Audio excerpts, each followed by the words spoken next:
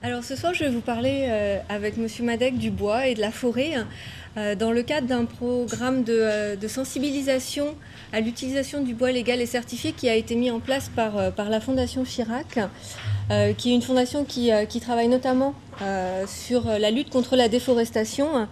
Et en fait, il lui semblait important de travailler avec les futurs utilisateurs de bois que vous êtes, étudiants architectes ou architectes.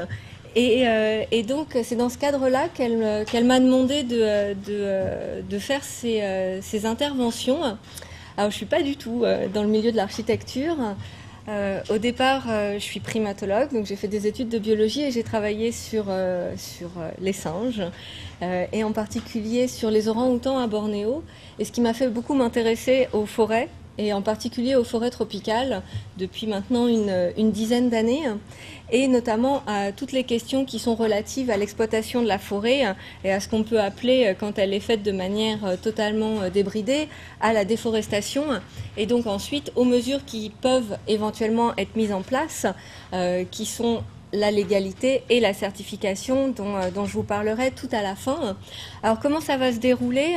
Moi je vais d'abord vous emmener un peu en voyage dans les forêts, vous montrer un peu à quoi ressemblent ces différentes forêts, ce qu'on trouve dans ces forêts, qui vit dans ces forêts, pourquoi elles sont importantes. Et la situation des forêts aujourd'hui. Puis je laisserai la parole à Monsieur Madec qui vous présentera des constructions en bois, des projets qu'il a menés.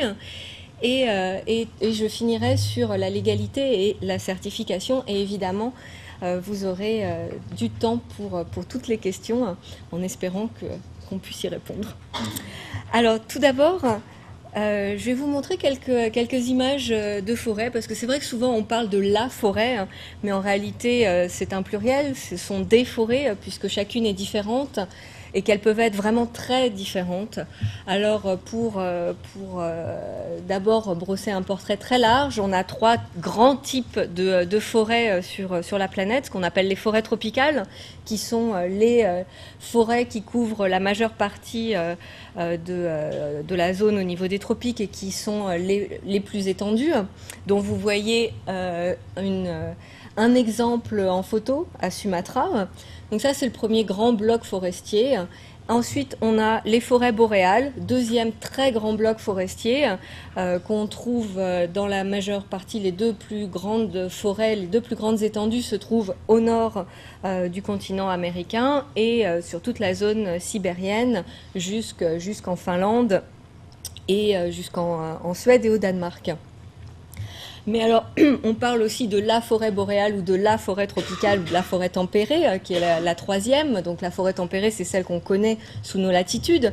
Mais c'est pareil, là aussi, on a une grande diversité de types de forêts, avec évidemment des écosystèmes variés liés au climat et à la faune et à la flore qu'on y trouve. Alors là, ce que vous avez, c'est une forêt équatoriale, la forêt classique qu'on peut imaginer quand on parle de jungle, même si ce mot n'est pas forcément le plus adapté.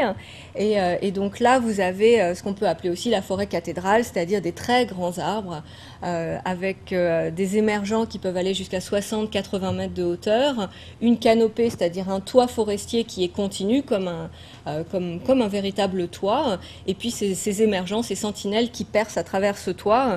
Et le sous-bois, en réalité, quand on pense à jungle, on pense jungle impénétrable, et en réalité, le sous-bois de ces forêts équatoriales est relativement privé de végétation, puisque vous avez cette canopée continue qui bloque la plupart de la lumière, et donc le sous-sol ne contient que quelques végétaux épars. Alors là, on est dans une petite clairière, d'où cette exubérance. Alors la forêt tropicale, c'est aussi ce genre de forêt qui est cette fois-ci très basse, qui fait pas plus de 20 mètres de haut, en général plutôt autour de 15 mètres, et qu'on trouve aux abords des estuaires et aux abords des fleuves. C'est ce qu'on appelle la mangrove.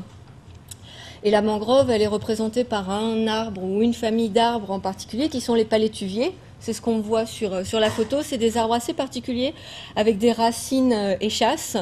Et pourquoi ces racines échasses? Parce que ces arbres ont une partie de la journée et une partie de l'année les pieds dans l'eau et souvent dans l'eau saumâtre. Donc ils ont des adaptations particulières. Et c'est une forêt qui est très importante pour les hommes aussi, puisqu'ils y puisent un grand nombre de ressources alimentaires, puisque dans ces forêts viennent se reproduire un grand nombre de crustacés, de poissons et de divers autres animaux. Alors, autre type de forêt tropicale, cette fois-ci beaucoup moins verte, c'est par exemple ce qu'on trouve au sud de Madagascar, qu'on appelle la forêt sèche, et qui sont représentés par des végétaux qui peuvent ressembler à des cactus, mais qui s'appellent en fait des didieracées, qu'on appelle aussi des arbres pieuvres. Et une grande partie de l'année, voilà, ça ressemble à ça. Donc il n'y a pas beaucoup de feuilles, c'est plutôt marron, gris. Et ça, c'est une forêt qui va verdir avec l'arrivée de la saison des pluies. Alors là maintenant, un petit exemple de forêt tempérée cette fois-ci. Alors nous, on a des exemples de forêts tempérées, mais qui sont des forêts qui ne sont plus sauvages en France. C'est des forêts qui ont été exploitées depuis le Moyen-Âge. Alors certes, on peut les laisser plus ou moins vaquer à leur propre cycle, mais la plupart sont exploitées, notamment par l'Office national des forêts. Mais vous avez encore quelques forêts tempérées sauvages, notamment en Pologne. Vous avez une forêt qui s'appelle la forêt de Białowieża. Et l'exemple que je vous montre ici, c'est une forêt qui se trouve au Japon, sur une île au sud de l'archipel, qui s'appelle Yakushima, et qui est une forêt assez particulière parce qu'elle abrite un arbre qui est le Cryptomeria du Japon, qu'on appelle aussi le sugi, et qui est un arbre très intéressant parce qu'il a une concentration en résine extrêmement importante, et donc il est quasiment imputrescible. Et les Japonais l'ont utilisé depuis très longtemps, en particulier pour fabriquer des tuiles, et fabriquer les tuiles de monuments tels que les temples. Et donc ces grands cèdres étaient exploités, et depuis quelques dizaines d'années, cette île de Yakushima est classée réserve au patrimoine mondial de l'UNESCO. Et pourquoi? Parce qu'à cet endroit en particulier, les sugis sont plurimillénaires. Et ce que vous voyez, alors c'est pas forcément très, très facile de le distinguer avec la petite lumière à l'intérieur. En fait, c'est une souche d'un sugi qui a plusieurs milliers d'années et qui a été coupé. C'est un des derniers sugis de la forêt de Yakushima qui a été exploité.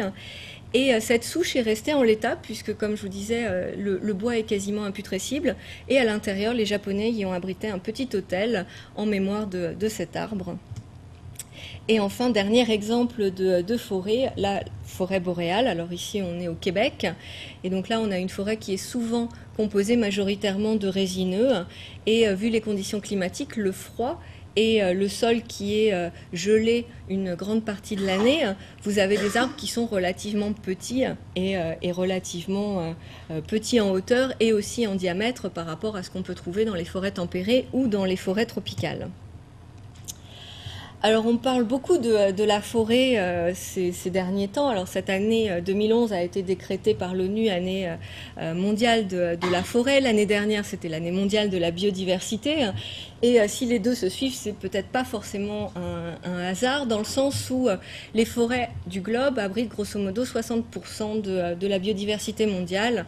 Alors évidemment, un chiffre comme ça, c'est toujours sujet à précaution, puisque évidemment la plupart des espèces ne sont probablement pas encore recensées ni découvertes, mais sur les espèces qu'on a déjà découvertes, déjà décrites, voilà, environ 60% vivent dans ces forêts, et environ 50% de la biodiversité mondiale se trouve dans les forêts tropicales, qui sont vraiment un vrai réservoir d'espèces.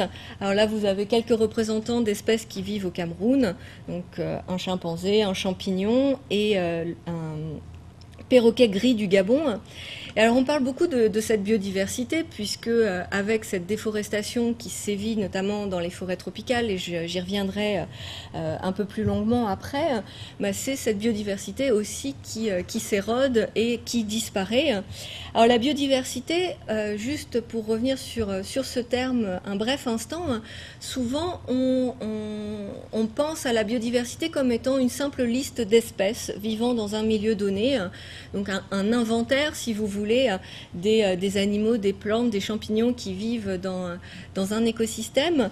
Or, la biodiversité, c'est aussi deux autres choses qu'on oublie et qui sont tout aussi importantes, et qui sont tout aussi importantes quand on va essayer de préserver un milieu et de préserver la faune et la flore qui y vit.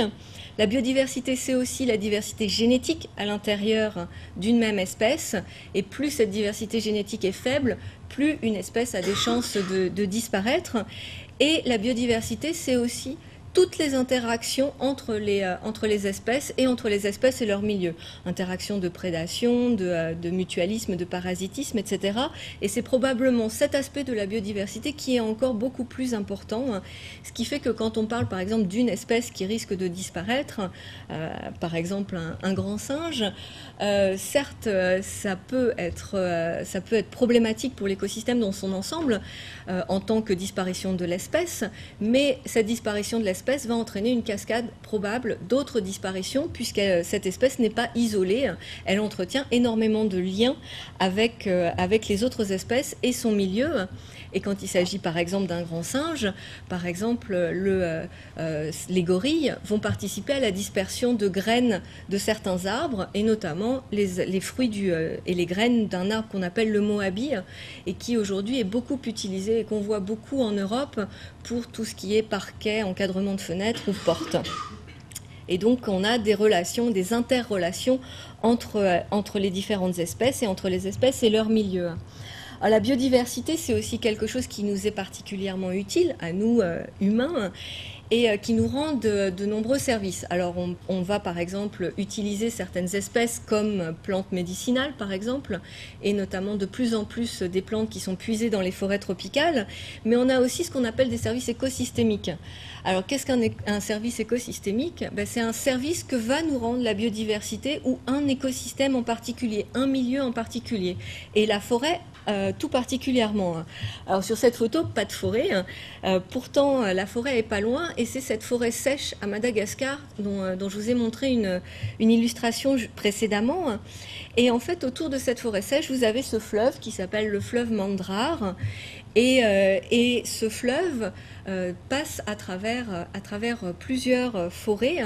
Et le rôle de la forêt va être en fait d'épurer l'eau de ces différents polluants, et finalement va la rendre potable pour les gens qui vont dépendre de cette eau pour survivre. Alors pourquoi je vous parle de ce service en particulier ? Parce qu'on pourrait parler d'autres services écosystémiques, parce que c'est un service auquel on ne pense pas forcément et auquel est liée la forêt.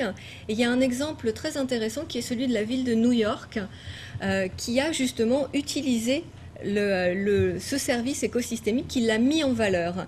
Ce qui s'est passé, c'est que autour l'eau potable qui arrivait à la ville de New York provenait d'un bassin qui s'appelle les montagnes Catskills, et le bassin versant autour des montagnes Catskills. Et en fait, après la Seconde Guerre mondiale, avec l'arrivée de l'agriculture, et en particulier de l'agriculture intensive dans cette région, il y a eu de plus en plus de polluants déversés dans les rivières et dans tout le système du bassin versant des montagnes Catskills. Et petit à petit, l'eau est devenue totalement impropre à la consommation pour les habitants de New York. Et le maire de New York s'est retrouvé face à un choix, en tout cas la municipalité de New York s'est retrouvée face à un choix. Soit elle installait une station d'épuration avec un coût relativement prohibitif et évidemment un coût d'entretien annuel, soit elle restaurait la forêt autour des montagnes Catskills. Et contrairement à ce qui se passe habituellement, ce n'est pas la solution technique qui a été choisie, mais c'est la solution, on va dire, écologique. Et on a, autour des montagnes Catskills, replanté de la forêt. On a incité les agriculteurs à passer à une agriculture plus orientée vers le biologique, ou en tout cas utiliser de moins en moins de pesticides et d'engrais chimiques. Et très rapidement, en quelques années à peine, on a déjà noté une amélioration de la qualité de l'eau. Et aujourd'hui, les habitants de la ville de New York boivent de l'eau potable de très grande qualité au robinet, qui provient à nouveau des montagnes Catskills, sans qu'il y ait aucun traitement chimique. Et le coût de l'opération leur est revenu à plus de 10 fois moins cher, sans les frais d'entretien annuels. Donc tout ça pour vous dire que la biodiversité a de nombreuses utilisations et qu'en plus elle peut permettre de faire aussi des économies quand on garde les systèmes quand on préserve leur intégrité. Alors quand on parle de la forêt, on parle souvent des animaux et notamment de certaines espèces emblématiques ou de certains arbres ou de certaines plantes, mais on oublie que vivent encore dans ces forêts de nombreuses populations. Et je voulais vous emmener le temps de quelques diapositives au sud du Cameroun, chez les Baka, qui sont une ethnie pygmée et qui font partie de ces 350 millions de personnes qui vivent encore aujourd'hui de et dans la forêt. Alors les Baka au Cameroun sont environ 30, enfin les Baka de manière générale sont entre 30 et 40 000 essentiellement au Cameroun. Ce sont des populations qu'on appelle de chasseurs-cueilleurs, donc qui vivent comme de chasse et de cueillette, et ils sont semi-nomades, c'est-à-dire qu'ils se déplacent en forêt au fur et à mesure de leur utilisation, c'est-à-dire qu'ils ne vont pas rester dans un même endroit trop longtemps pour ne pas épuiser cet endroit, puisqu'ils dépendent exclusivement des ressources de la forêt. Alors évidemment, aujourd'hui, la situation a un peu changé, puisque la forêt est largement exploitée et ils ne trouvent plus suffisamment de ressources pour vivre uniquement des produits de la forêt. Mais il y a encore quelques populations qui arrivent à vivre une vie relativement traditionnelle et à continuer à vivre de la cueillette et de la chasse. Alors chez les Baka, la société est très hiérarchisée dans le sens où les tâches sont divisées. Aux hommes, la chasse, puisque le sang est quelque chose de totalement tabou pour les femmes, qui n'ont pas non plus le droit de cuisiner la viande. Et on chasse encore traditionnellement à la lance. Alors ce que vous voyez ici dans les prises, donc le jeune adolescent pour qui c'était la première chasse ramène une mangouste, et en bas à droite c'est un rat de Gambie. Et alors ça illustre en fait ce qui se passe aujourd'hui, c'est que la forêt est de plus en plus vidée de sa faune, notamment par le biais de l'exploitation forestière, non pas l'exploitation forestière en elle-même, mais parce que de plus en plus de pistes s'ouvrent dans ces forêts pour l'exploitation forestière, et ces pistes sont des autoroutes pour les braconniers et pour les trafiquants, et c'est pas une chasse de subsistance comme ça l'était autrefois, dans le sens où cette chasse va être vendue dans les villes et va être vendue comme un produit de luxe de luxe entre guillemets, mais pour une certaine élite de ces villes, les autres ne pouvant pas se permettre d'acheter certaines viandes comme la viande d'éléphant ou la viande de singe. Les hommes, en plus de chasser, vont récolter le miel. Les abeilles il y a plusieurs sortes d'abeilles. Alors les Baka les répartissent en fonction de ce qu'elles font, c'est-à-dire les abeilles qui piquent et les abeilles qui ne piquent pas, et récoltent le miel de différentes manières selon le type d'abeille. Dans le cas, comme ici, d'abeilles qui piquent, il faut enfumer les seins, donc percer un trou et enfumer les seins. Alors pourquoi cette tâche est réservée aux hommes? Parce que c'est une tâche qui est relativement dangereuse, dans le sens où les essaims souvent se mettent à 20, 30, 40 mètres de haut dans les arbres, et les Baka grimpent avec simplement une sangle végétale jusqu'à cette hauteur, percent un trou dans l'arbre et récoltent ensuite le miel. La particularité des sociétés de pygmées Baka, mais pas seulement, des pygmées de manière générale dans le bassin du Congo, c'est que ce sont des sociétés particulièrement égalitaires, dans le sens où il n'y a pas de chef, il y a juste un doyen, et tout est partagé. Toutes les possessions qui sont quand même réduites à un strict minimum, du fait qu'on est nomade, on ne peut pas non plus engranger trop de possessions parce qu'après il faut les transporter. Et tout se partage, le seul pilon, les 2-3 machettes et la nourriture aussi. Alors dans ce cas précis, par exemple, le miel qui a été récolté, comme il a été récolté en quantité suffisante, va être amené au campement et partagé entre tous les membres de la communauté. Si en revanche il y avait eu seulement quelques rayons de récoltés, les chasseurs, les hommes l'auraient partagé entre eux et n'auraient rien ramené. Et c'est exactement la même chose avec la viande ou avec les fruits que récoltent les femmes. Donc voilà, du côté des femmes, on pratique la récolte d'un très grand nombre de plantes. Les Baka ont un véritable savoir encyclopédique par rapport justement à la flore de la forêt et à toutes les utilisations qu'ils peuvent en faire. Ils utilisent plus de 650 plantes et parties de plantes différentes. Et curieusement, la majorité ne sont pas utilisées pour l'alimentation. L'alimentation représente que 14% des plantes récoltées. La majorité, 60%, sont utilisées comme plantes médicinales. Et le reste, les 36%, vont être utilisés pour ce qu'on appelle la culture matérielle, c'est-à-dire fabriquer différents objets de tous les jours, objets qui vont être évidemment éphémères, puisque biodégradables. Et les femmes pratiquent aussi un autre type de récolte qui est classé dans les récoltes, qui est la pêche. Alors ici, cette jeune fille est en train de creuser la berge pour retrouver un petit crabe dont elle avait aperçu le trou de respiration. Et sinon, le moyen de pêche traditionnel, c'est de faire des petits barrages et d'assécher une zone entre deux petits barrages avec des feuilles, décoper en fait l'eau et de récolter tout ce qui reste, les crabes, les crevettes, les poissons, et ensuite de tout cuisiner dans une sorte de bouillabaisse locale, et pareil, qui sera partagée si elle est suffisamment abondante. Alors comme je vous disais, les plantes sont particulièrement essentielles et importantes dans la culture Baka, et certaines plantes plus que d'autres. Alors cette feuille que l'on voit utilisée soit pour boire, soit pour faire des petits baluchons, c'est ce qu'on appelle la feuille de ngongo. C'est un peu le couteau suisse des Baka, la feuille à tout faire. C'est une feuille d'une plante, d'une famille qu'on appelle les marantacées, et elle est utilisée à de nombreuses choses. Ils l'utilisent aussi pour fabriquer par exemple les toits des huttes. Donc on voit ici, qu'on appelle les mungulu, qui sont des sortes de petits igloos et qui sont l'habitat traditionnel des pygmées dans le bassin du Congo. Et donc ces grandes feuilles forment les tuiles, feuilles qui sont utilisées pour énormément de choses, soit pour fabriquer des récipients pour se nourrir, pour transporter la nourriture, aussi pour faire, on utilise l'écorce pour faire des nattes, des paniers, tout ce qui est utilisé pour le transport, les hottes. Et aussi certaines graines qui peuvent être utilisées soit comme accessoires de décoration, soit comme aliments.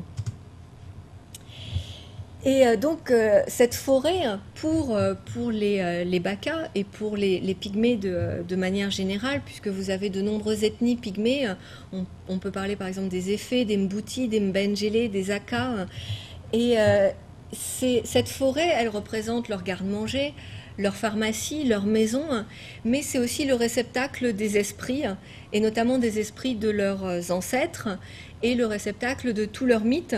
Et ce que vous voyez sur cette photo, c'est un rituel particulier qu'on appelle le rituel du bé, pour attirer les esprits. Et c'est des rituels qui sont très importants, puisque en attirant les esprits, en faisant venir les esprits dans le village, on va s'assurer du bon succès de la chasse, par exemple, ce qui était le cas pour ce rituel en particulier. Donc les femmes vont entonner des polyphonies, et ces polyphonies vont attirer éventuellement, si elles sont suffisamment séduisantes, un esprit pour lequel auparavant les enfants et les adolescents du campement auront préparé une parure en feuilles de palmier raffia, qui est la parure qu'on voit sur la photo, parce que les esprits Baka vivent nus dans la forêt, exactement comme les pygmées, sauf que ils ne peuvent pas être vus, et surtout pas être vus nus, et donc il faut qu'ils s'habillent absolument s'ils veulent venir dans le village. Et donc, voilà, là, le rituel a fonctionné, l'esprit est arrivé, et pendant toute la nuit, l'esprit va danser au chant des polyphonies, et ce rituel va être fait pour amollir le cœur des animaux, pour que le lendemain, les animaux se laissent plus facilement attraper par les chasseurs. Donc tout ça pour vous montrer l'importance de cette forêt, non seulement en termes écologiques, en termes de réservoir de biodiversité, mais aussi pour de nombreux humains. Comme je vous le disais, il y a 350 millions de personnes aujourd'hui qui vivent encore dans les forêts, essentiellement dans les forêts tropicales, mais aussi dans certaines forêts boréales et quelques forêts tempérées aussi. Et le problème qui se pose aujourd'hui, c'est justement l'avenir de ces populations, hein, puisque la majeure partie, comme je vous le disais, vit dans des zones tropicales, et aujourd'hui, la forêt tropicale recule tout particulièrement, hein. Et évidemment, si la biodiversité subit de plein fouet cette déforestation, les populations la subissent encore plus et encore plus vite. Alors, quelle est la situation des forêts aujourd'hui? C'est vrai qu'on parle beaucoup de déforestation dans les médias. Et si on en parle beaucoup, alors on en parlait déjà, moi je me souviens dans les années 70, 80, on parlait déjà notamment de la déforestation en Amazonie. Alors est-ce que les choses ont véritablement changé, ont accéléré, ou finalement ont poursuivi leur chemin, on va dire, normal? Ce qui se passe, c'est que la déforestation, ou en tout cas l'exploitation, la surexploitation des forêts, ne fait que s'accélérer, et tout particulièrement dans les zones tropicales. Alors aujourd'hui, quand on regarde la surface forestière, on a environ un quart des surfaces émergées du globe qui sont recouvertes par les forêts, et il faut savoir que c'était 3 fois plus il y a moins d'un siècle. Alors le déboisement aujourd'hui s'élève à environ 13 millions d'hectares par an, et si on enlève le reboisement et la régénération forestière naturelle, on arrive à une perte nette d'environ 8 millions d'hectares, et ce sont, comme je vous le disais, essentiellement les forêts tropicales qui payent le plus lourd tribut à ce recul de la couverture forestière. Alors si on regarde certains pays, la Russie par exemple, qui est beaucoup couverte par la taïga, ne va perdre chaque année qu'environ 0,1 million d'hectares, alors que le Brésil va perdre 3,1 millions d'hectares. Et si on regarde le recul de la forêt depuis quelques années, par exemple depuis les années 90, l'Indonésie a perdu environ un tiers de sa couverture forestière. Et si on recule encore un petit peu plus dans le temps, si on prend comme point de départ les années 60, là, on s'aperçoit que l'Indonésie a perdu plus de 80% de sa couverture forestière, et ce qui est absolument gigantesque, ce qui a valu à l'Indonésie d'être classée comme le pays avec le rythme de déboisement le plus important ces dernières années, et ce qui a aussi valu à l'Indonésie d'être aujourd'hui le 3e pays mondial d'émissions de gaz à effet de serre. Et j'y reviendrai, puisque déforestation et émissions de gaz à effet de serre et réchauffement climatique vont de pair. Alors, est-ce que c'est pour autant qu'il faut, stopper l'utilisation de bois et l'exploitation de la forêt? Si on remonte dans le temps et si on remonte le cours de l'histoire, l'homme a toujours utilisé le bois, a toujours utilisé la forêt pour y trouver aussi sa nourriture, pour y trouver de quoi se chauffer, pour y trouver de quoi construire ses maisons, ou construire des clôtures pour entourer ses champs. L'homme et la forêt ont vraiment entretenu une très longue relation. Si on prend la France, depuis les Celtes, les hommes utilisent les produits de la forêt, et notamment le bois, avec une déforestation qui a parfois connu des périodes intenses, notamment au Moyen-Âge. Sauf que, évidemment, si on regarde d'une manière assez générale, et notamment les forêts tropicales, on est passé à un autre rythme de l'exploitation de la forêt. Et ce qui pose des problèmes, non seulement pour les hommes, mais aussi des problèmes climatiques, comme je vous disais. Et le grand tournant, on peut dire, a été en fait la fin de la Seconde Guerre mondiale. D'abord parce qu'il a fallu reconstruire, donc il y a eu un grand besoin de matériaux. Et ensuite parce que sont arrivés à ce moment-là des outils particulièrement performants, à savoir les tronçonneuses et tout ce qui est bulldozer et autres machines qui permettent d'accéder beaucoup plus loin et dans des endroits beaucoup plus reculés en forêt, et surtout d'exploiter aussi les arbres à une cadence beaucoup plus rapide que lorsqu'on utilisait simplement la force de ses bras. Alors pour vous montrer un exemple de ce que c'est que la déforestation dans des zones où elle est particulièrement sévère, je voulais vous parler de Bornéo, aussi pour vous illustrer un point précis, puisque quand on parle de déforestation, en général, on a tendance à pointer tout de suite du doigt l'exploitation du bois, puisque c'est la première chose qui vient à l'esprit. Qui dit forêt dit arbre dit bois, et donc le coupable est vite trouvé. Sauf que l'exploitation pour le bois n'est pas est de loin le principal responsable de cette déforestation à très grande échelle qu'on voit aujourd'hui. Alors on pourrait penser que c'est peut-être aussi l'explosion démographique, puisqu'évidemment il y a de plus en plus d'humains, donc de plus en plus de besoins. Alors certes, c'est pareil, c'est une hypothèse qui est relativement facile à imaginer, sauf que si elle contribue aussi au recul de la forêt, c'est pas du tout non plus la cause majeure de cette déforestation à grande échelle qui sévit en particulier sous les tropiques. La cause majeure, c'est l'agro-industrie, l'agriculture, mais l'agriculture mondialisée, et pas l'agriculture de subsistance que peuvent pratiquer beaucoup de gens sur Brûlis. Alors l'agriculture de subsistance peut poser des problèmes localement, en particulier à Madagascar, couplés à des problèmes économiques ou à des problèmes politiques, mais de manière générale, la déforestation et le recul de plus en plus accéléré de la forêt ces dernières années est totalement lié à l'agriculture intensive pour essentiellement plusieurs produits qui sont l'élevage, là en particulier en Amazonie, l'élevage bovin, et pareil l'élevage bovin à destination de l'exportation, l'élevage du soja, aussi essentiellement en Amérique latine, pour l'alimentation du bétail, les deux vont ensemble, et par exemple en Europe, on importe beaucoup de soja, de tourteaux de soja pour notre propre bétail. Donc ça, c'est par exemple deux types d'agriculture et d'élevage qui entraînent cette déforestation. Et la troisième culture qui commence à faire de plus en plus parler d'elle, c'est celle du palmier à huile.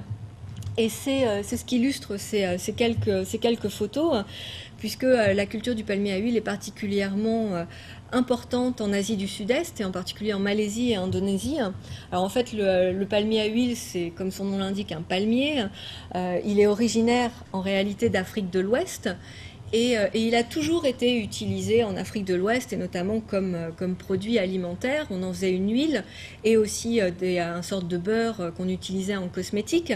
Et il a été importé à la fin du 19e siècle par les colons en Malaisie comme plante d'ornement. Mais très vite, on a en Malaisie détecté un fort potentiel de ce palmier à huile, et on a commencé à le cultiver à très grande échelle. Et par le jeu de différents accords politiques et économiques, on a commencé à produire de plus en plus pour exporter de plus en plus cette huile de palme qui en réalité comporte plusieurs produits. L'huile de palme qui est extraite de la pulpe, l'huile de palmiste du noyau, et ensuite le tourteau qui sert aussi pour l'alimentation du bétail. Alors l'huile de palme qui est orange sert énormément dans l'agroalimentaire. Si vous regardez un peu autour de vous, on en a absolument partout. L'huile de palmiste, ça va être les cosmétiques, les détergents, etc. Et on utilise aussi beaucoup le palmier à huile aujourd'hui pour ce qu'on appelle les biocarburants ou les agrocarburants. Et du coup, on a ce genre de paysage avec des milliers, voire des millions d'hectares qui sont rasés, et qui sont rasés encore plus vite en étant simplement brûlés. Et là va arriver l'impact climatique de cette déforestation, puisque évidemment en brûlant on émet énormément de dioxyde de carbone. Et j'y reviendrai brièvement tout à l'heure.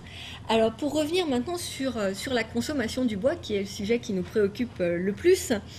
Alors comment est-ce que le bois est utilisé, tout ce bois qu'on récolte, comment est-ce qu'il est consommé? Alors à l'échelle mondiale, c'est environ la moitié de la production du bois qui va être utilisée pour produire de l'énergie, et l'autre moitié pour du bois d'œuvre ou du bois d'industrie. Alors, évidemment, en réalité, ça ne se partage pas tout à fait de la même manière selon les pays où on se trouve, et notamment dans les zones tropicales, une plus grande partie du bois va être utilisée en tant que source énergétique, et une plus infime partie va être utilisée pour le bois d'œuvre. Et pour ce qui est du bois d'œuvre, une grande partie, notamment sous les tropiques, va être exportée, et en particulier va être exportée à destination de l'Asie. Curieusement, pas forcément de l'Europe, mais il y a une raison, dans le sens où nous, on va importer un peu de bois brut d'Afrique centrale, par exemple, un peu moins d'Asie du Sud-Est, mais on va aussi importer énormément de produits semi-transformés ou transformés en provenance d'Asie, et notamment de Chine, et par exemple du parquet. Vous avez une ville en Chine qui s'est spécialisée dans la fabrication du parquet, dont toutes les grumes partent, enfin une grande partie des grumes partent à destination de cette ville, sont transformées en parquet et le produit fini est exporté vers l'Europe et en particulier vers la France. Et pour ce qui est du bois, de la source énergétique, vous avez sur la photo de droite du charbon de bois. Et si je vous ai mis cette photo, c'est pour illustrer justement ce dont je vais parler tout à l'heure, qui est la certification. Puisque un des moyens, par exemple, pour une entreprise d'aller vers la certification et vers une gestion plus durable de la concession forestière, de la forêt qu'elle exploite, c'est d'utiliser absolument tout dans l'arbre qu'elle va couper et pas de laisser une partie pourrir en forêt, ce qui peut avoir quand même aussi des avantages pour la biodiversité, mais justement de permettre aux populations locales d'utiliser ces déchets qui ne peuvent pas être utilisés en scierie et pour faire des planches et des matériaux destinés à l'exportation. Et les populations locales vont pouvoir utiliser ces déchets pour faire du charbon de bois, ce qui va permettre de diminuer la pression de ces populations sur la récolte de bois en forêt. Et c'est ce que font certaines entreprises forestières qui sont notamment dans une démarche de gestion beaucoup plus durable par le biais notamment de la certification FSC. Et donc je vais en arriver au bois en tant que matériau écologique, ce qui vous concerne tout particulièrement dans le cadre de votre formation d'architecte. Et je vais laisser la place à Monsieur Madec pour parler justement du bois en tant que matériau dans des projets architecturaux. Et je reviendrai après pour parler de la certification et de la légalité.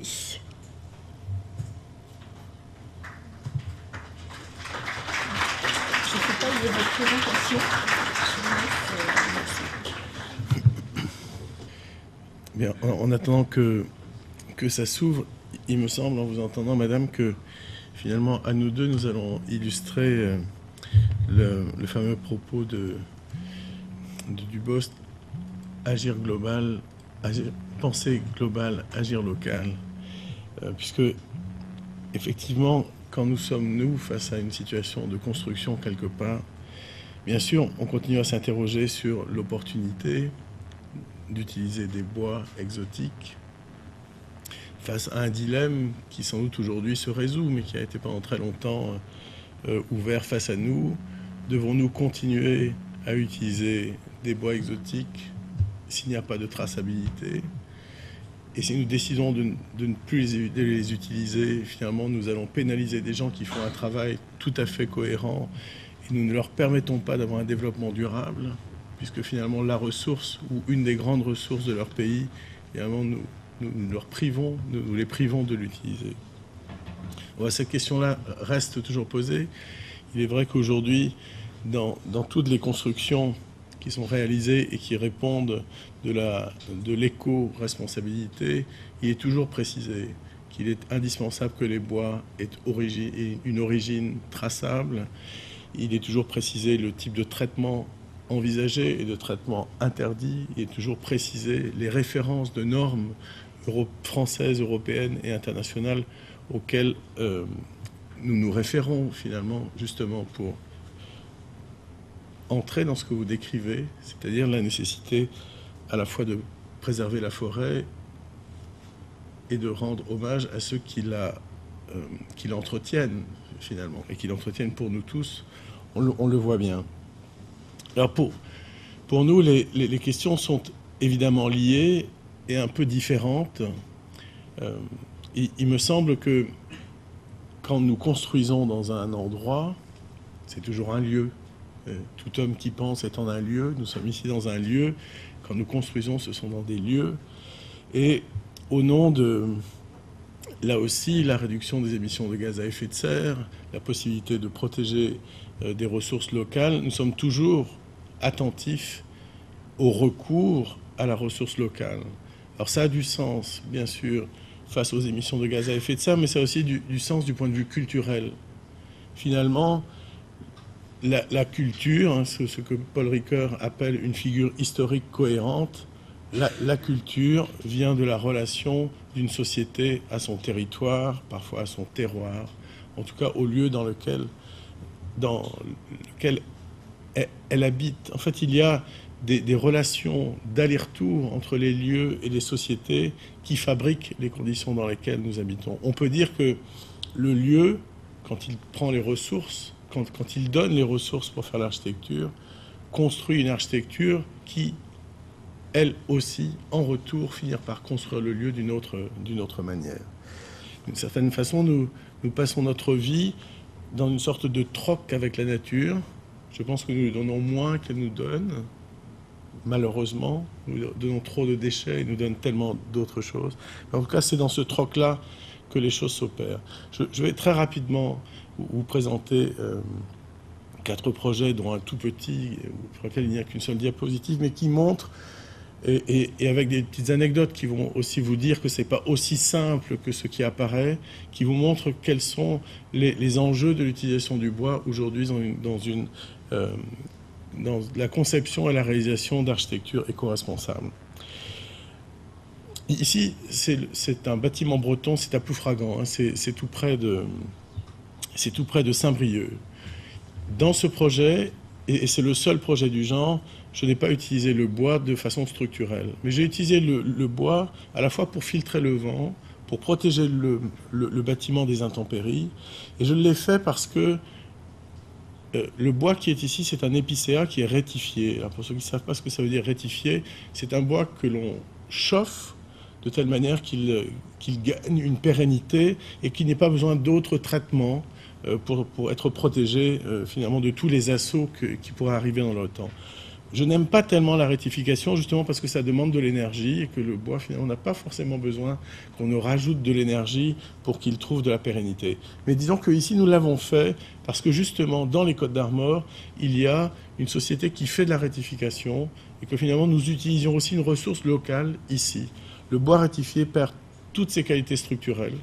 Vous ne pouvez pas construire une charpente avec lui, il se casse plus facilement que l'autre bois. Mais en tout cas, pour tout ce qui concernait le rapport au vent, puisque c'est un bâtiment qui est construit à partir du vent, hein, c'est un bâtiment qui est en ventilation naturelle, le vent est à la fois filtré, il est à la fois bloqué, mais il entre aussi ici à l'intérieur et est aspiré en partie haute. C'est sans doute la première réalisation française en ventilation naturelle de ce type pour du bureau. Et donc voilà, on va dire comment le bois vient nous aider, comme une sorte de mantille, mais dont vous reverrez par la suite un certain nombre de déclinaisons, vient nous protéger finalement de la nature qui, même si elle nous donne beaucoup, n'est pas toujours si gentille, quoi. Je pense même que vous avez vécu des circonstances où étaient beaucoup plus difficiles que ce que nous connaissons ici en France. Donc voilà quelques images. Cette toute petite chose, bon, je le dis toujours en souriant, c'est ma première maison à énergie positive. C'est dans le château de Kerjan, dans le Finistère, qui est un magnifique château renaissant dans lequel, pendant très longtemps, il y a eu des expositions sur l'architecture. Et ici, on a fait un tout petit pavillon pour annoncer une exposition qui s'appelait Chez Soi, qui a été utilisée aussi l'année suivante, donc recyclée l'année d'après. Et maintenant, le pavillon a été déconstruit et a été acquis par une fondation. On a réutilisé pour une autre exposition qui s'appelait l'architecture au corps. Et en fait, ce tout petit bâtiment, lui aussi, a toutes les ambitions écologiques que l'on peut souhaiter à chacune de nos actions. Alors, vous ne la voyez pas parce que vous ne le voyez pas parce qu'il est de l'autre côté au soleil, mais il y a un panneau solaire de l'autre côté qui nous servait à éclairer, à amener la lumière à 2 petites ampoules qui étaient à l'intérieur. Ce bâtiment utilise du bois, y compris du bois totalement industrialisé, puisque ce sont des panneaux de bois qui viennent le composer, qui sont des panneaux de bois d'une marque qui s'appelle Vodego, qui est une marque allemande, et qui est, en fait, sont des panneaux qui sont compressés à très haute pression, ce qui fait qu'il n'y a pas du tout de colle, alors que souvent, dans les panneaux de particules, c'est d'abord de la colle, et puis il y a un peu de bois. Ici, au contraire, la technique allemande est très claire sur ça. Il y a une compression telle que, finalement, elle recompose tout ça. Ici, on est dans une autre logique. On est dans le sud-ouest de la France, on est à Anglet, c'est entre Bayonne et Biarritz. Pour ceux qui aiment le surf, on est juste à côté des plages d'Anglet, là. Kelly Slater va souvent sur ces plages-là, puisque en fait, c'est un des spots. Enfin bref. Et donc, ici, Ce bâtiment est fait en bois des Landes, c'est donc du pin, essentiellement du pin, sauf du mélèze. Et après, je vais vous expliquer la relation entre le pin et le mélèze. Ce bâtiment, on peut le démonter, il ne laisse pas une trace dans son sol. C'est un bâtiment qui est la porte d'entrée d'un parc écologique où on installe une écologie de la renaturation. C'est un lieu qui a été extrêmement souillé par l'homme pendant, on va dire, un siècle. On retrouve une qualité de nature particulière. Ce n'est pas de la mangrove, mais c'est parce qu'il y a 2 étangs d'eau saumâtre ici. Vous voyez, un ici et un là. L'homme, depuis très longtemps, ouvre une vanne qui est à cet endroit-là, fait rentrer l'eau de mer, et du coup, les poissons, c'est sa manière aussi de pêcher et de faire apparaître d'autres choses. Ce bâtiment est juste de la porte d'entrée. Quand on fait un parc écologique, il n'est pas nécessaire de faire une cabane dans les arbres, quoi, pour dire que c'est de l'écologie. On n'a pas besoin comme ça de jouer avec des espèces de petits fantasmes de gamins, quoi. Donc ici, on a fait une vraie architecture, une vraie maison qui rend compte de son lieu. Et son lieu, c'est celui-là. De l'autre côté, c'est le port de la Dour, où il y a des structures très longues, comme ça, magnifiques, construites au XVIIIe et au XIXe siècle. Des structures répétitives qui permettaient d'accoster. Finalement, ce qu'on a fait, c'est qu'on a fait aussi une structure qui permet d'accoster ou de partir dans l'histoire du parc écologique. Donc une structure qui se répète, mais une structure en croix de Saint-André, que l'on retrouve sur l'architecture traditionnelle basque et que l'on retrouve même sur le drapeau basque.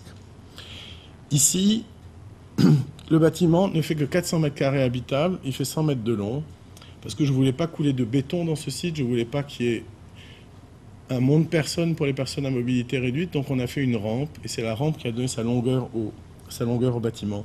Il est posé sur pilotis, les pilotis ont été calculés au frottement, c'est-à-dire qu'on les a enfoncés jusqu'à ce qu'ils résistent, et donc on pourra les retirer comme ça, on n'a pas coulé de béton pour ça, et par-dessus une plateforme en bois et toute une structure, qui est une structure en porte-à-faux, ce qui est assez rare avec le bois. Le bois, c'est une construction très savante. Vous pouvez la faire qu'avec des ingénieurs de très grande qualité. La construction en bois demande d'être très attentif, beaucoup plus attentif que quand vous le faites en béton. Et donc ici, cette structure, je ne vais pas rentrer dans les détails, mais cette structure qui se répète, qui est perméable au vent, qui est perméable à la pluie, qui est protégée. Chaque fois qu'on pouvait la protéger, on est venu mettre des éléments qui viennent comme ça protéger les faces les plus exposées. À certains endroits, on n'allait pas mettre du zinc pour la protection, mais ce qu'on appelle une planche à pourrir, simplement une planche qui est là, qui va pourrir dans le temps qu'on va changer. La structure en dessous ne bougera pas. Et donc ce bâtiment est fait à partir de pin et à partir de mélèze. On a mis en œuvre à peu près 220 mètres cubes de bois. Et là, on est face à la filière française du bois. On a trouvé 200 mètres cubes en France, et il nous a manqué 20 mètres cubes de mélèze. Et les 20 mètres cubes de mélèze, ils sont venus de Russie. Tracés, on a fait ce qu'il fallait pour savoir d'où ils venaient, mais il nous manquait ces 20 mètres cubes, et on retrouve sur un projet que je vais vous montrer là, cette difficulté finalement. Le CNDB, qui est le Centre national de diffusion du bois, a fait pendant très longtemps une magnifique campagne, et c'est ce qui continue avec la revue Séquence Bois, que je suis persuadé vous lisez. Le CNDB et Séquence Bois a fait un tellement beau travail qu'il a vraiment donné aux architectes le goût de l'architecture en bois. Sauf que la filière bois, elle n'est pas toujours capable de suivre, et même les constructeurs ne sont pas toujours tous capables de suivre le niveau d'innovation que l'on souhaite, et en tout cas qu'un ingénieur comme Bernard Battu, avec qui j'ai travaillé, permet de faire. Ce musée est beaucoup plus proche d'ici, il est à Mayenne, donc c'est à moins d'1 heure d'ici, dans le château. Le château de Mayenne est une des rares pièces européennes à posséder des fondations carolingiennes. Ça a été découvert par hasard à la fin du siècle dernier, fin des années 90. Et du coup, ce qui devait être un centre culturel est devenu un musée. La pièce du musée, c'est le château lui-même. Donc on nous a demandé, mais en même temps c'est une condition du type d'architecture que je fais aujourd'hui, on nous a demandé de prévoir sa déconstructibilité. C'est vrai sur Anglette, c'était évidemment vrai pour le petit pavillon d'entrée à Cargent, c'est vrai aussi ici. Ce bâtiment a été conçu en bois, notamment pour des questions écologiques et environnementales. On sait à quel point c'est un matériau, un des plus beaux matériaux et des plus sains matériaux que nous ayons, mais aussi parce qu'il permettait une déconstruction aisée. Ici, on n'est pas en pin, puisqu'on n'est pas dans les Landes, on est en chêne. On est en chêne parce que la filière de l'Ouest me permettait d'avoir le chêne dont j'ai besoin. Je pense que je ne ferai pas 2 fois un bâtiment en chêne dans ma vie, donc autant prendre l'occasion de le faire ici. Donc la structure verticale est en chêne. Les menuiseries intérieures et les menuiseries extérieures sont en chêne, les parquets sont en chêne, les lambris intérieurs sont en chêne. La seule chose qui n'est pas en chêne, c'est cette partie-là, vous voyez, qui est ce que j'appelle moi les mantilles que je mets sur mes architectures. C'est la surtoiture et aussi les surfaçades qui viennent protéger la toiture en cuivre qui est ici, comme on protégeait les toitures en zinc d'Anglet avec cette canopée d'une certaine façon. Alors pourquoi est-ce que l'on met ces mantilles? Parce que quand le soleil tape sur des architectures qui sont construites de façon légère, hein, puisque le bois est bien plus léger que le béton, il y a un effet d'irradiation à l'intérieur, enfin de chaleur qui pourrait passer à l'intérieur. Donc on évite cet effet-là en venant protéger, en faisant une ombre sur l'extérieur. Quand vous mettez une toiture en cuivre, eh bien, si par-dessus vous avez un élément qui dégage de l'acide, eh bien, petit à petit vous faites comme de l'électricité, vous pouvez faire des trous. C'est comme si vous faisiez une pile finalement. Vous savez. J'avais pas décidé de faire de l'énergie positive avec ce bâtiment, donc pas question de faire des trous avec le cuivre, dans le cuivre. Donc on a mis un bois qui est du pin sylvestre, mais pas n'importe quelle partie du pin sylvestre, le cœur du pin sylvestre, qui est le seul bois qui est à la fois pérenne pour longtemps, des lustres, même plus que des lustres, et qui ne dégage absolument pas de tanin, qui ne dégage absolument pas d'acide. Et là, pareil, critique de la condition française, nous n'avons pas trouvé la quantité, et donc là c'était 80 mètres cubes qu'on avait besoin, on n'a pas trouvé cette quantité en France, et là c'est venu d'Ukraine. Les choses dites comme ça, finalement, après tout, pourquoi pas? Mais depuis l'expérience de Mayenne, qui est pour moi une expérience, on va dire, réussie du point de vue de l'architecture, y compris du point de vue de l'écologie mise en œuvre dans l'architecture, dans nos CCTP, nous faisons quelque chose de plus que de préciser les provenances. Nous demandons aux entreprises de nous détailler tout le process de mise en œuvre du bois. Parce que qu'est-ce qu'on a trouvé?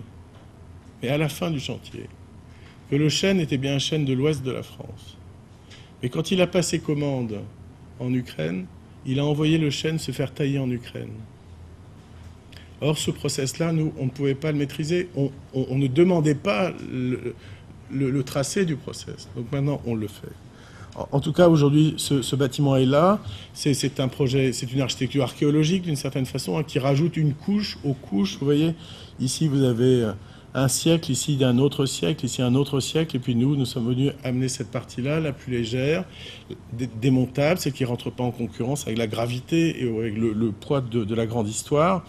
Et vous remarquerez partout dans ce projet, on a laissé à l'existant le soin de nous dessiner exactement les contours de notre architecture. C'est la pièce de bois qui venait rencontrer la pierre qui finalement trouvait sa bonne longueur. Donc, on réalise uniquement cette partie-là. On installe un puits canadien. Un puits canadien, c'est-à-dire de l'air qui passe dans le sol, hein, de l'air qui est toujours à une température un peu constante, ce qui fait que l'air est préchauffé en hiver et refroidi en été. On dit canadien en hiver, on peut dire provençal en été, puisque finalement ça fait un effet de rafraîchissement en été.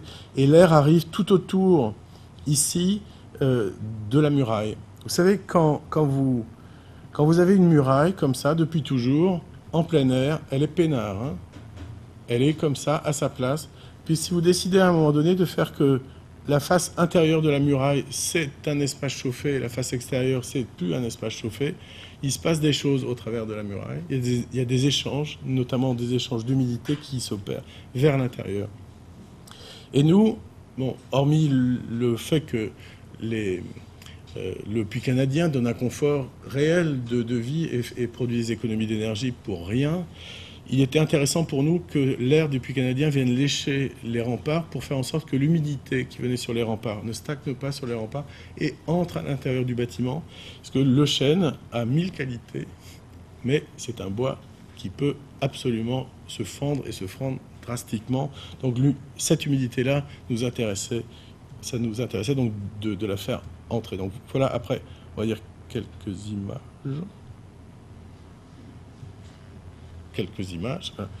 Donc, l'idée, c'était qu'on ne voit pas beaucoup cette partie-là, sauf ce mur qui vient un peu comme à l'assaut du château. Ce mur cache l'ascenseur que l'on a mis là. On a plusieurs niveaux. C'est un bâtiment qui est adapté à tous les handicaps. Tous ont été traités. Et le seul endroit où on a percé le bâtiment existant, c'est cette partie-là, parce que c'était le pignon 19e siècle. Et c'est un pignon qui est mal construit, qui n'a pas les qualités du reste, au point que la BF voulait même que l'on enduise ce pignon-là. Nous, on a dit le 19e siècle est comme ça, on ne va pas l'enduire. On a juste fait l'ouverture à cet endroit-là. Donc voilà le volume, qui est juste un volume habité, une porte en chêne. Ici, le pin sylvestre qui vient couvrir finalement l'ensemble et qui indique la porte. Et quand on est à l'intérieur, voilà l'atmosphère que l'on a. Ce ne sont que des matériaux naturels. Chêne au sol, ce sont les mêmes morceaux de chêne qui viennent faire les lambris. Ici, ce sont des cloisons qui sont des rangements, en fait. Et au plafond, c'est uniquement du plâtre. Et là, vous avez la lumière naturelle qui est à peu près présente partout. Et ici, dans le creux du plâtre, des tubes fluo qui ne consomment pas, qui ne coûtent pas cher, mais qui nous apportent la lumière dont on avait besoin. Et tout autour, vous avez ce caniveau ici, qui est le caniveau par lequel arrive l'air du puits canadien. Voilà cette structure, qui est une structure verticale de 4 poteaux chêne qui sont assemblés par des éléments métalliques. Les descentes d'eau pluviale passent à l'intérieur ici. Et vous voyez que les formes ici sont déterminées par l'existant. Par exemple, le serrurier a fait je peux quand même dire une bonne chose sur le serrurier. Le serrurier a fait un travail extraordinaire. Il a taillé chacune des barres ici, une à une, de telle manière qu'elles aillent exactement jusqu'au bout. Comme toutes les barres ont exactement la même géométrie, alors que la forme est différente. Voilà. De toute façon, sans des compagnons de cette qualité-là, on n'aurait jamais ce travail-là. C'est aussi pour ça que j'aime beaucoup le bois, parce que les gens qui savent construire en bois sont vraiment des gens qui adorent leur métier, quoi.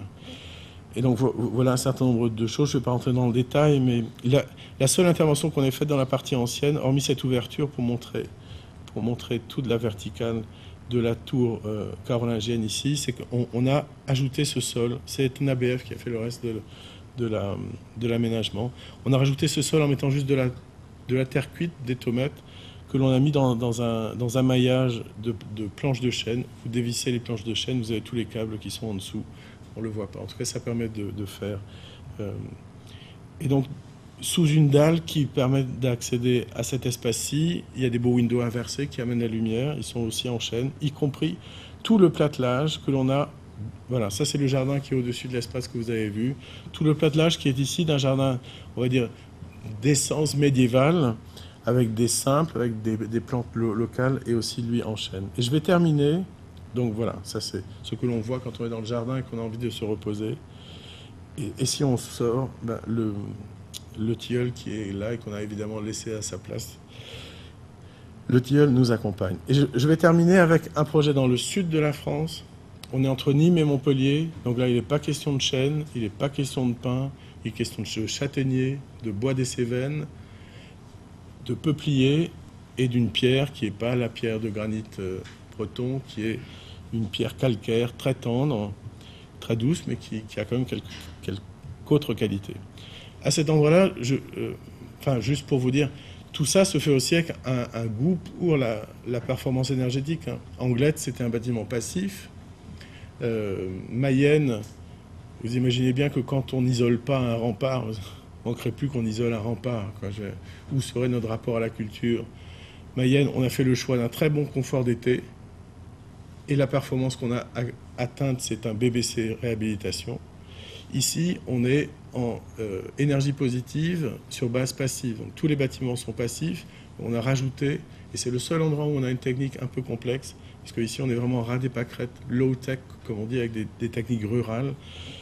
Et ce sont simplement les panneaux photovoltaïques que l'on a rajoutés qui nous ont permis de franchir le pas et d'être à énergie positive.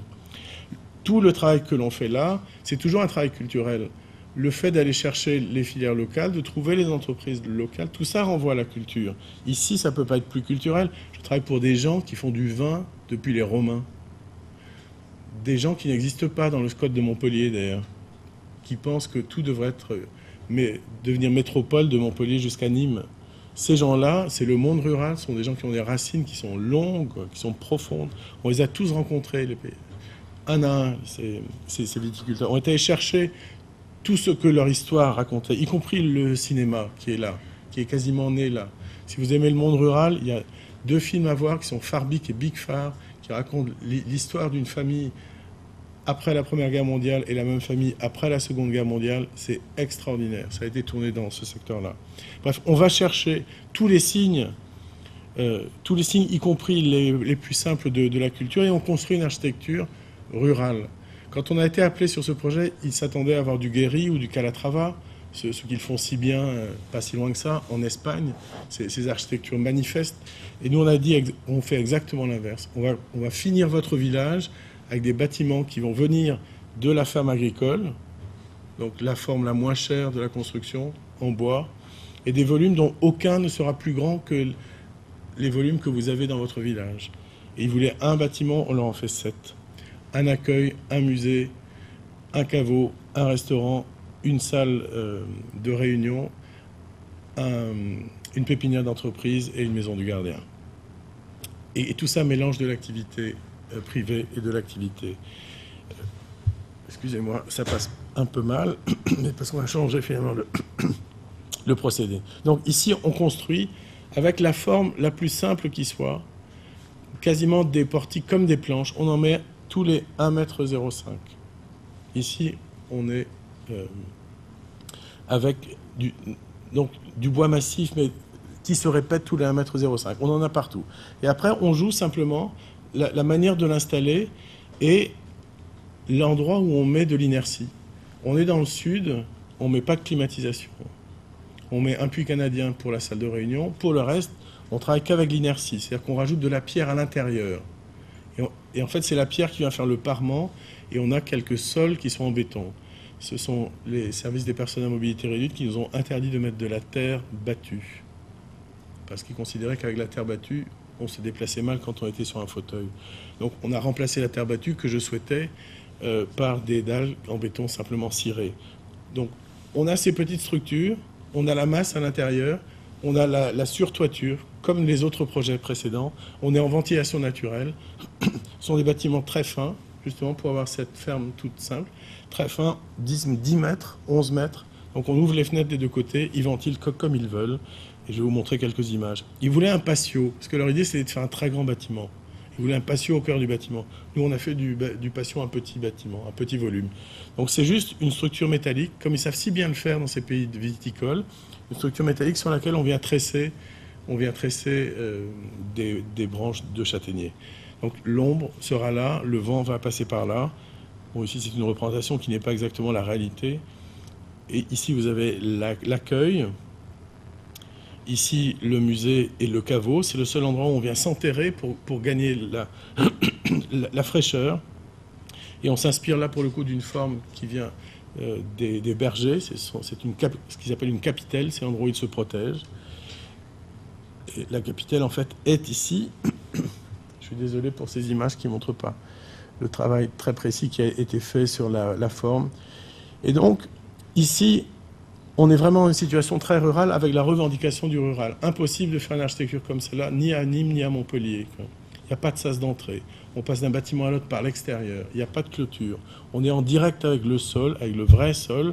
On ne chauffe pas tout. Donc on n'est pas réglementaire. Vous n'avez pas le droit en France de faire un bâtiment public qui n'est pas chauffé. Et nous, on a décidé, avec le maître d'ouvrage, de ne pas tout chauffer. Donc il y a des endroits, là où les gens ne travaillent pas tout le temps, où on va fonctionner avec un poêle, qui est une espèce de poêle industriel, un tout petit peu, vous verrez, un petit mastodonte comme ça qui va faire son boulot. Donc dans le musée, pas de chauffage, si ce n'est ce poêle à bois, les ventilations naturelles qui viennent là. Pour le reste, le chauffage est dans l'espace d'accueil et dans le caveau, et est fait par une petite machine que vous verrez tout à l'heure, qui est une machine qui utilise tous les bois, y compris les noyaux d'olive.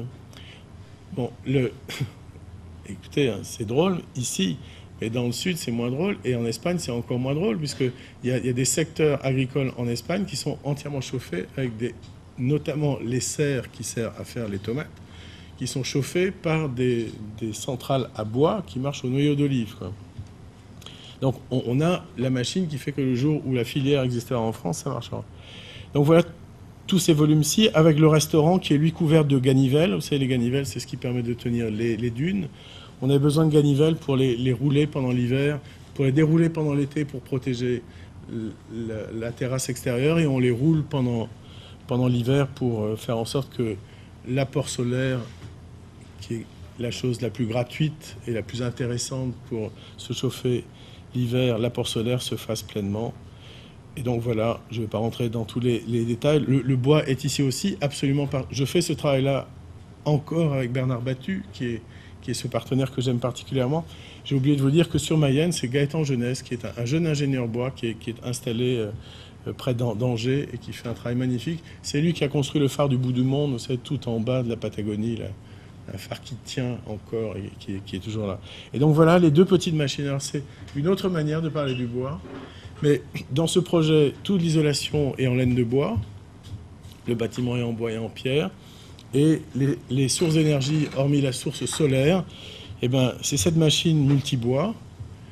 On a rencontré les viticulteurs et on leur a demandé s'ils étaient d'accord pour récupérer leur sarment. Ils ont dit non. Pas bête, les viticulteurs, ils s'en servent à raison. Mais donc, on a en fait la réutilisation de tous les autres systèmes, y compris l'utilisation des pellets. Et la dernière chose, voilà, qui nous permet de chauffer 2 bâtiments uniquement comme ça. C'est-à-dire qu'à un moment donné, quand ces bâtiments vont être visités ou vont être loués et qu'il fait froid, il y a un employé communal qui va venir et qui va mettre du bois. Et moi, je suis très attentif à cette idée qu'il faut engager le corps dans notre histoire, qu'il faut arrêter d'avoir confiance dans les choses totalement automatiques, qu'il faut engager le corps pour savoir ce que l'on fait, pour ouvrir une fenêtre, pour mettre du bois, pour mettre des pellets dans sa chaufferie bois. Il faut réengager le corps, parce que ça veut dire réengager l'individu dans son histoire. Et bien ici, cette communauté de communes a accepté de ne pas être réglementaire et de faire en sorte qu'un de ses employés vienne mettre le bois nécessaire quand ce sera nécessaire. Je vous remercie.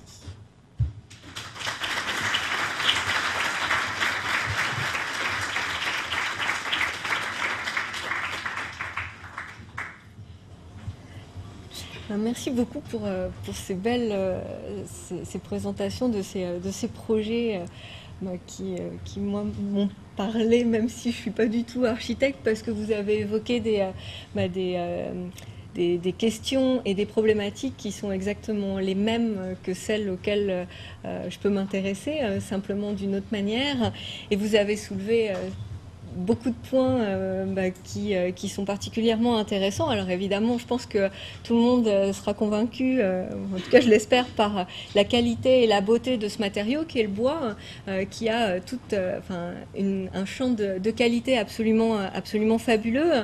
Et vous avez soulevé le problème de l'approvisionnement, qui est un problème majeur. Et c'est vrai que malgré toutes les bonnes volontés, souvent on peine à trouver suffisamment de ressources bois en France. Et là où le paradoxe va encore plus loin, récemment j'ai été faire un reportage sur une forêt une forêt domaniale gérée par l'ONF. Et les gens qui travaillaient là-bas m'expliquaient que, alors c'est essentiellement du chêne, que la plupart des chênes qui étaient exploités étaient destinés à l'exportation et en ce moment à l'exportation pour la Chine. Et là, on est dans un système assez paradoxal où en France, on a une ressource qui est on a quand même des forêts qui sont particulièrement étendues et on n'arrête pas de nous dire que ces forêts se portent bien et s'étendent de plus en plus. On a une demande en bois qui augmente, sauf que on n'arrive pas à fournir cette demande, et ce qui fait aussi que on va se servir ailleurs, à l'étranger. Alors dans le meilleur des cas, dans des pays limitrophes avec justement une traçabilité et une origine du bois qui est tout aussi valable que ce qu'on peut trouver chez nous. Mais aussi on peut se tourner notamment vers du bois tropical et un bois tropical qui a été pendant longtemps aussi vanté pour des propriétés que n'avaient pas forcément les bois européens, notamment la résistance en extérieur. Or vous le montrez, c'est pas du tout le cas. Alors il y a effectivement les bois rétifiés avec tout ce que ça implique, mais aussi des bois comme le mélèze qui peuvent être tout aussi intéressants et pas forcément toujours plus onéreux.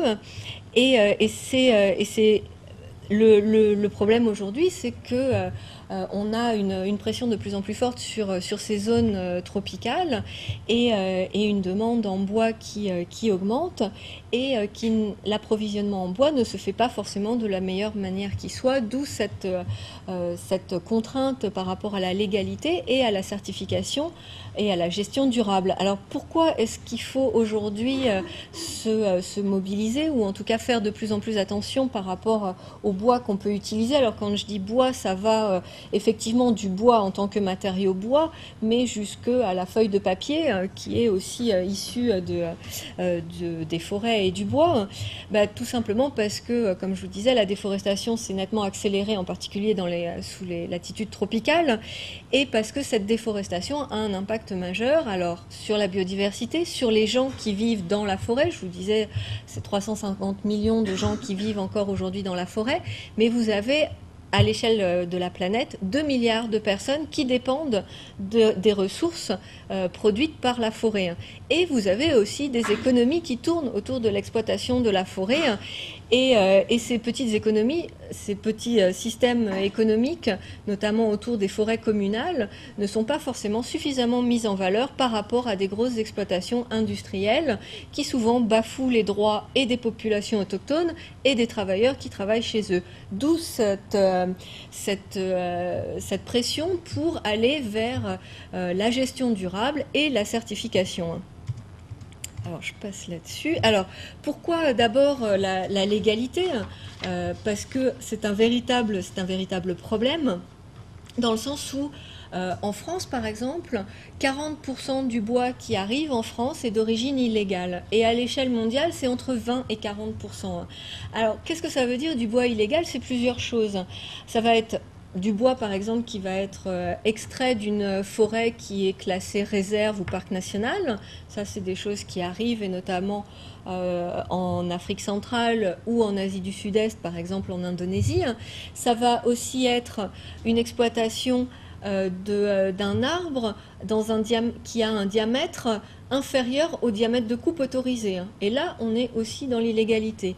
Ou alors des essences qui sont protégées ou en tout cas dont le commerce est particulièrement réglementé. Ça peut être par exemple un bois qui s'appelle le merbau et qu'on trouve aujourd'hui quasiment plus uniquement qu'en Papouasie-Nouvelle-Guinée et qui part à l'exportation pour les parquets à destination de la Chine puis ensuite de l'Europe. Donc voilà pourquoi, quel est le contexte qui fait dire qu'il faut absolument agir sur cette légalité. Et en octobre dernier, l'Union européenne a voté une loi justement pour arriver à ce que toutes les importations de bois en Europe soient d'origine légale. Alors une loi qui est encore décriée de la part des ONG parce que elle ne prend pas en compte tout ce qui est produit papier, issu du bois, et elle ne prend pas non plus en compte les meubles et les ouvrages de décoration où on fait intervenir du bois précieux. Et là, le papier et ces ouvrages, ces meubles, n'ont pas l'obligation de prouver leur légalité. Et ce qui pose un vrai problème. Je m'intéresse depuis quelque temps aux instruments de musique, par exemple, et j'ai par exemple une clarinette qui est en bois d'ébène, qu'on appelle de l'ébène du Mozambique, et il s'avère qu'aujourd'hui, quasiment 99% de tous les bois qui sont utilisés pour les instruments de musique sont d'origine illégale et sont exploités en totale opposition aux lois en vigueur et sont prélevés dans des zones où normalement le bois ne devrait pas être prélevé. Mais malgré cette loi qui a été votée par l'Union européenne, ces objets seront en dehors de cette loi. Donc s'il y a une pression aujourd'hui, c'est qu'il y a un réel besoin parce que justement cette illégalité dans l'exploitation forestière fait aussi énormément de tort.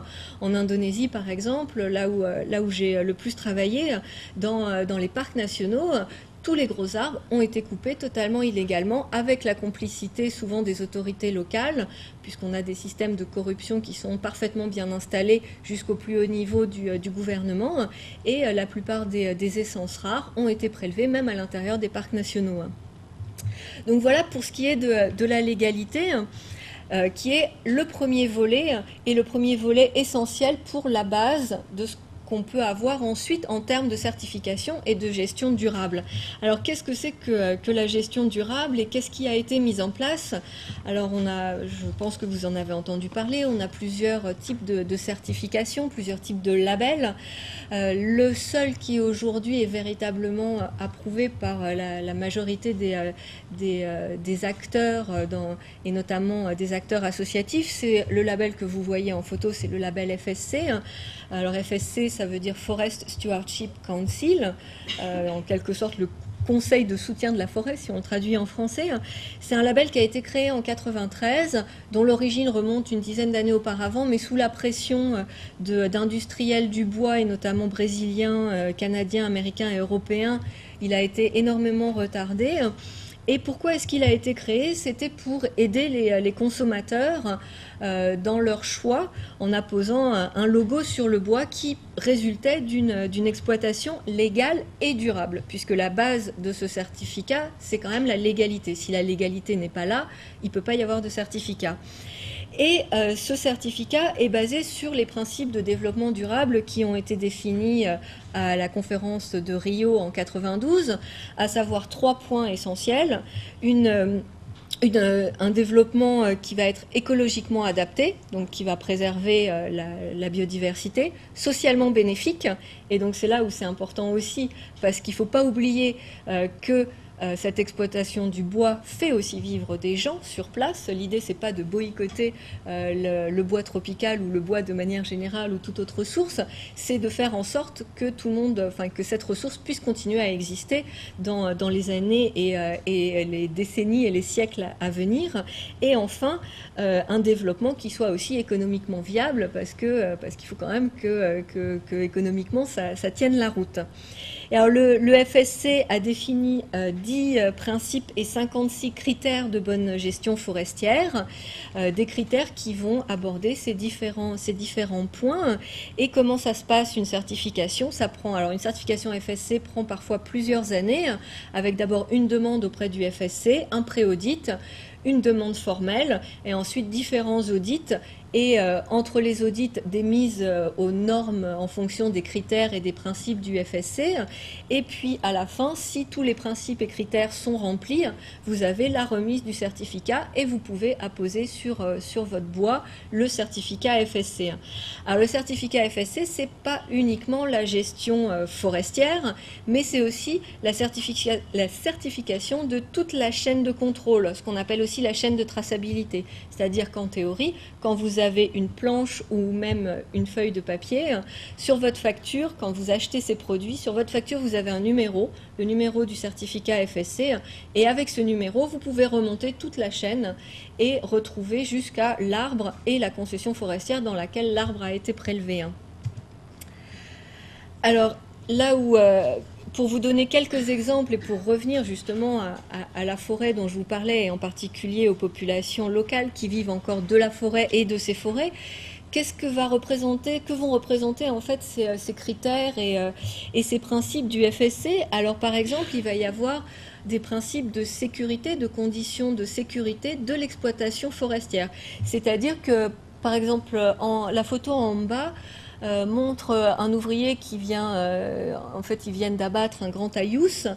Et vous le voyez, il est équipé d'un casque, etc.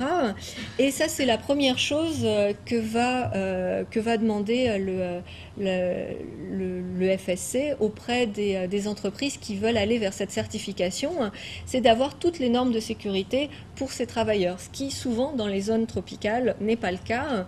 J'ai déjà vu des forestiers travailler en tongs dans la forêt avec leur tronçonneuse, ce qui n'est pas tout à fait le plus adapté. Et donc ça, par exemple, ça va être un des critères qui va être exigé. Alors comment est-ce qu'on va remplir, par exemple, l'autre volet social, qui est celui d'être en accord avec les populations locales, en leur permettant de continuer à vivre dans la forêt et de la forêt? Si on reprend l'exemple des pygmées, dans une exploitation forestière, alors cette fois-ci c'est les pygmées Bengélé au nord du Congo, ont été en fait mis en place deux types de projets un peu pilotes pour voir justement si ça permettait à la coexistence entre les populations locale pygmée et l'exploitation forestière sur un même territoire. Alors quels ont été ces projets? Le premier projet, c'est ce qu'on a appelé la cartographie participative.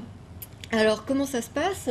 C'est l'espèce de petit engin qu'on voit en haut, c'est un GPS en fait, sur lequel vous avez des petits logos et les pygmées vont apprendre à l'utiliser et à cartographier les ressources qui leur sont indispensables au sein de leur territoire. Donc ils vont sillonner leur forêt et ils vont rentrer par exemple tous les arbres nourriciers, et notamment il y a un arbre qui est particulièrement important pour eux qui s'appelle le sapelli.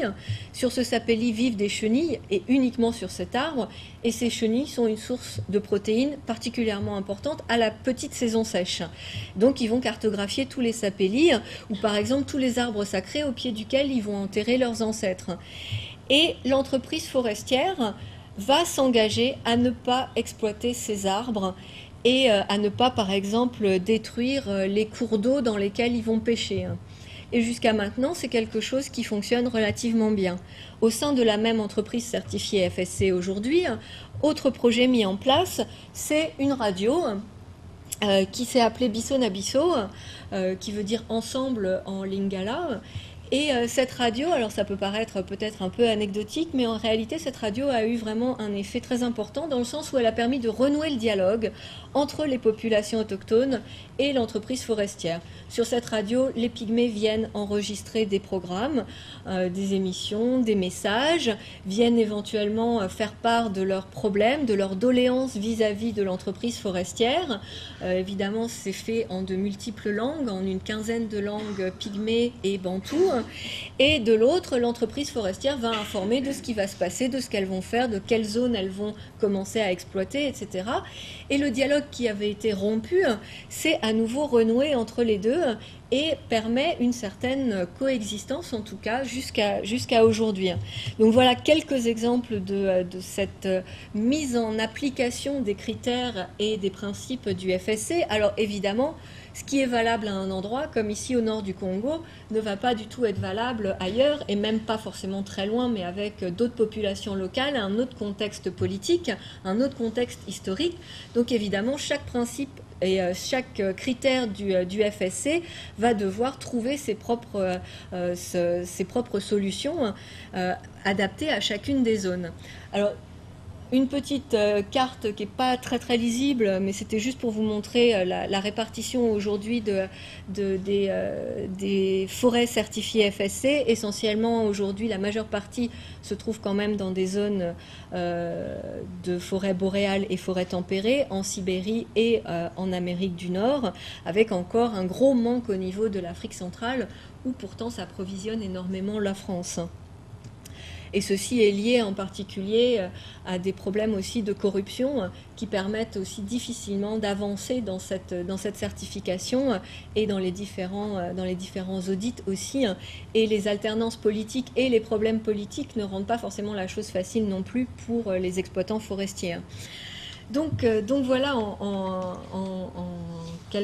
quelques mots l'importance aujourd'hui de faire attention d'où provient les ressources qu'on utilise, et en particulier le bois qui est une ressource absolument essentielle et en plus particulièrement intéressante à tout point de vue, tout aussi bien esthétique qu'énergétique et autres, sauf que comme tout le reste, ces ressources ne sont pas inépuisables. Et il suffit parfois aussi simplement de s'informer et de regarder ce qu'on achète.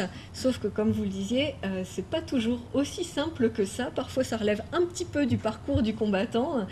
Et il y a encore énormément de progrès à faire, et notamment au niveau national et au niveau politique, pour que cette ressource bois, qui va être de plus en plus demandée et qui a tous les atouts en plus, tant en termes énergétiques qu'en termes de construction, pour qu'elle soit présente et qu'elle puisse être utilisée comme elle pourrait l'être si c'était peut-être un petit peu mieux géré.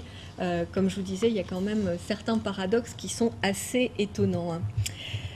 Donc voilà, alors je suis passée peut-être un peu vite sur certains aspects. Donc si vous avez des questions, n'hésitez pas, j'essaierai d'y répondre. Et merci pour cette belle présentation de vos projets aussi.